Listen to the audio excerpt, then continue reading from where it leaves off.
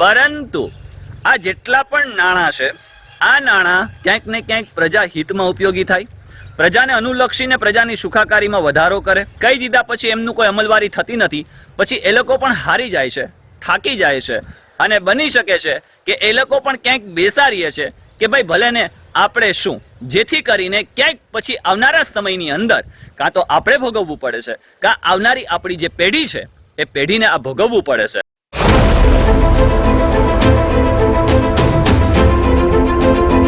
Hello guys, welcome back to my new video. મિત્રો, સ્વાગત કરું છું આજના વિડીયોમાં આપ સૌનું. આશા રાખું છું આપ સૌ મજામાં હશો, ખુશ હશો, પરિવાર સાથે હશો. મિત્રો, માંગરોળમાંથી અવારનવાર મને ફોન આવે છે.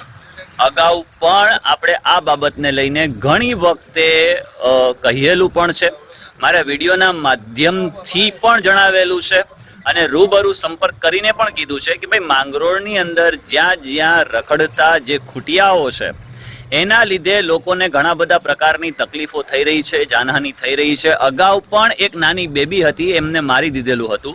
હમણાં જ થોડાક સમય પહેલાની વાત કરું તો થોડાક સમય પહેલા પણ એક બેબીને જે નિશાળેથી આવતી બાળકી એને ખૂટિયાએ મારી દીધું અને એમને જુનાગઢ હોસ્પિટલમાં ખસેડવામાં આવી પણ માહિતી મળી છે. પરંતુ મિત્રો, મને થયું કે ભાઈ ખૂટિયા જે છે, રખડતા જે ઢોરો છે, એને પકડવા માટે કરી અથવા તો એમને સાચવણ માટે કરીને આપણી માંગરોળ નગરપાલિકા શું કરી રહી છે? તો મને જે ખૂટિયા હાઉસ છે તો થયું ચાલો કે ભાઈ ખરેખર આ જે ખૂટિયા હાઉસ જે છે ત્યાં હું જાઉં, ત્યાં જઈને જોઉં કે ખરેખર ખૂટિયા હાઉસમાં ખૂટિયા રાખવામાં આવે છે, એમને પકડવાની ઝુંબેશ હાથ ધરવામાં આવે છે કે શું?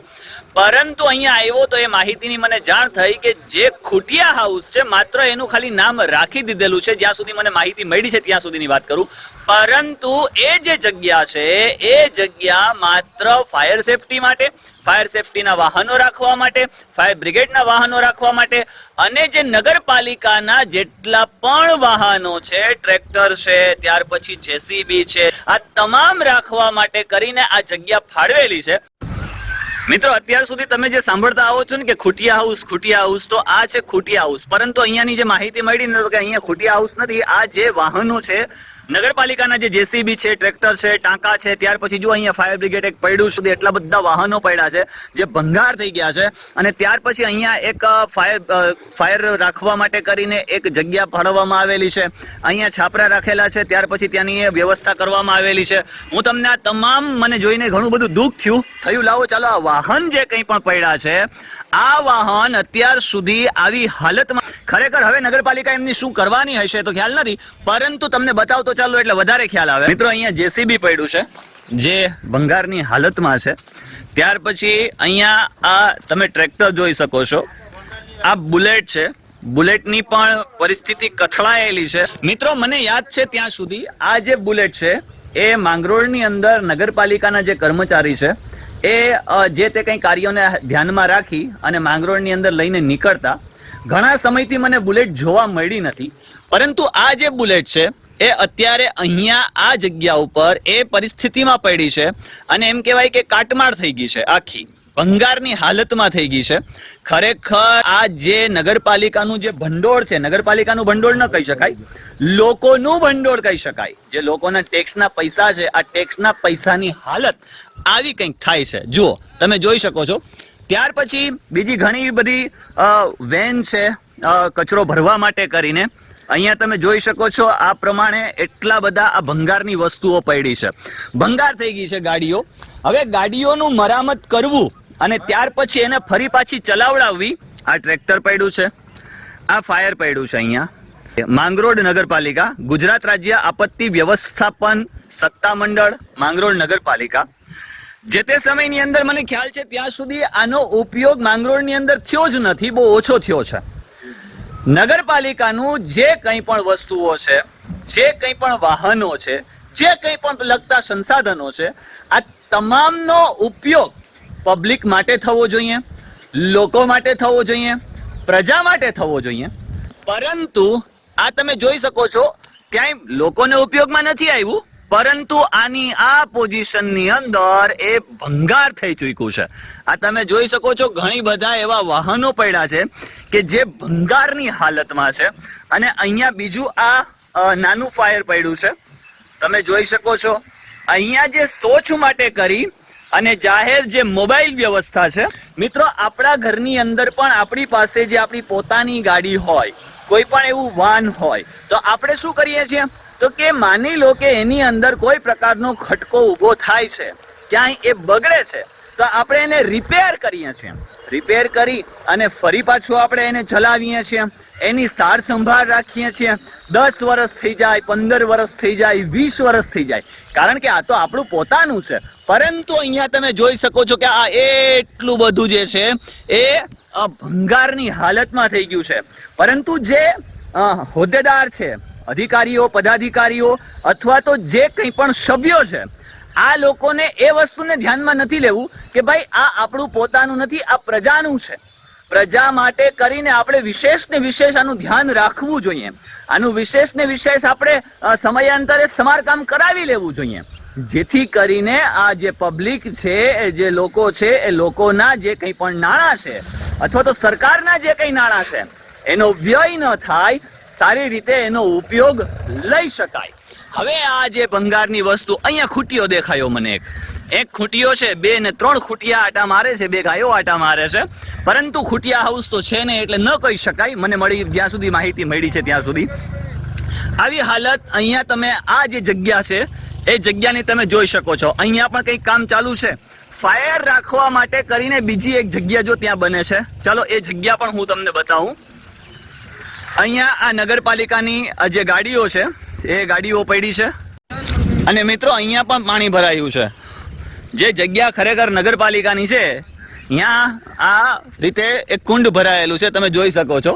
અને જો અહીં આવી પરિસ્થિતિ હોય તો આપણા વિસ્તારની અંદર પાણી ભરાય, ખાડા થાય, ગમે તેવી કાકડીઓ નખાઈ જાય, તો એમાં કંઈ ખોટું નથી ને, એમ આપણે સમજી શકીએ હું તમને શું કહેવા માંગુ છું. પરંતુ આ તમે જગ્યા જોઈ શકો છો. આ જે જગ્યા છે એ ફાયર માટે કરીને બનાવવામાં આવે છે. આગળ મને એવી માહિતી મળી છે કે આગળની બાજુ એક બિલ્ડિંગ બનાવવામાં આવે છે, નીચે ફાયર સ્ટેશન બનાવવામાં આવશે. શું છે ખ્યાલ નથી, અથવા તો જ્યારે બને ત્યારે આપણે જોઈએ કે ખરેખર શું છે. પરંતુ આ એવડો જે મોટો વિસ્તાર તમે જોઈ શકો છો, આ આખો વિસ્તાર નગરપાલિકાના વાહનો રાખવા માટે કરી અને આ જે ફાયર છે એ ફાયર રાખવા માટે કરીને ઉપયોગમાં લેવામાં આવે છે.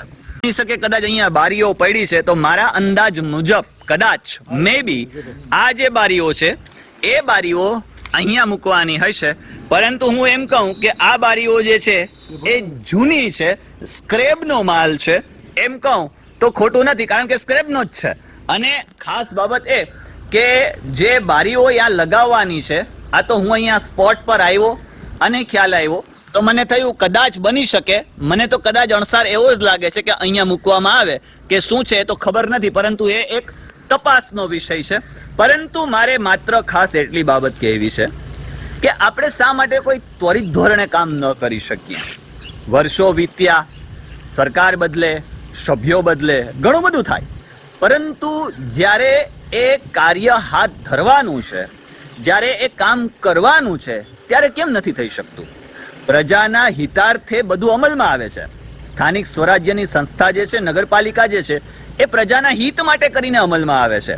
એમાં જે ચૂંટાયેલા સભ્યો છે, વહીવટી અધિકારીઓ છે, આ તમામ જે કોઈ છે પ્રજા માટે મુકાયેલા છે. પરંતુ એનો લાભ પ્રજા શા માટે નથી લઈ શકતી, એ એક વિચારવાનો પ્રશ્ન છે. હવે જેટલો પણ આ કાટમાળ પડ્યો છે, એટલે કે અમુક વાહનો જે છે એ સારી હાલતમાં છે, અને જે ખરેખર કાટમાળ છે એ કાટમાળનું શું થશે એ જોવું રહ્યું. બની શકે કે એમને હરાજીમાં વેચી નાખવામાં આવે. ચલો, હરાજીમાં વેચી નાખવા પછી પણ એનો જે ભંડોળ ભેગું થાય છે, આ ભંડોળ ખરેખર શું પ્રજાના હિત માટે ઉપયોગમાં કરવામાં આવશે કે કેમ? આ એક વિચારવા જેવો પ્રશ્ન છે. જે ભંડોળ છે એ ભંડોળથી પ્રજા જે કંઈ પણ છે સુખાકારી ભોગવશે કે કેમ? આ પણ એક ચિંતાનો વિષય છે. મિત્રો, આ ટ્રેક્ટર પણ ભંગાર થઈ ગયું છે. આ એક ટ્રેક્ટર અને બીજું એક ટ્રેક્ટર, આ 2 ટ્રેક્ટર જો તમે ત્યાં જોઈ શકો છો, આ 2 ટ્રેક્ટર પણ ભંગારની હાલતમાં છે. મિત્રો, હું તો અહીંયા આવ્યો તો ખૂટિયા જોવા માટે, કે માંગરોળની અંદર ક્યાંક ને ક્યાંક આટલા બધી તકલીફો થાય છે ખૂટિયાના લીધે. રખડતા જે ખૂટિયાઓ છે રસ્તો જામ કરી દે છે, રસ્તામાં એ લોકો બાંધતા હોય તો બને છે એવું કે ક્યાંક છોકરાને વાગી જવાનો ભય હોય, એક વૃદ્ધને પણ વચ્ચે મારી દીધું હતું, આવું બધું કંઈક હોય છે. તો મને એવું થયું લાવો ચલો ખરેખર ખૂટિયા હાઉસની શું પરિસ્થિતિ છે, ખરેખર આપણે અહીંયા જે ખૂટિયા છે અહીંયા ખૂટિયા રાખવામાં આવે છે કે કેમ. પરંતુ અહીંયા આવીને જોયું તો ખબર પડી કે ભાઈ આ તો ખૂટિયા હાઉસ નથી, ખાલી માત્ર નામ રાખી દેવામાં આવેલું છે. મને માહિતી મળી ત્યાં મુજબની વાત કરું તો એ જે છે એ નગરપાલિકાના વાહનો રાખવા માટે અને ફાયર માટે કરીને છે.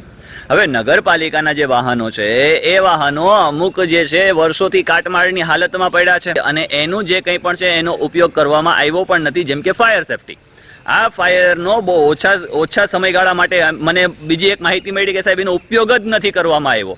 જેવું આવ્યું છે એવું રાખી દીધેલું છે અને ત્યાર પછી ક્યારેય પણ માંગરોળના લોકો માટે, માંગરોળના હિત માટે કરીને એનો ઉપયોગ થયો નથી. એવડું મોટું ભંડોળ, એવડા મોટા રૂપિયાનું માત્ર થઈ રહ્યું છે તો પાણી થઈ રહ્યું છે.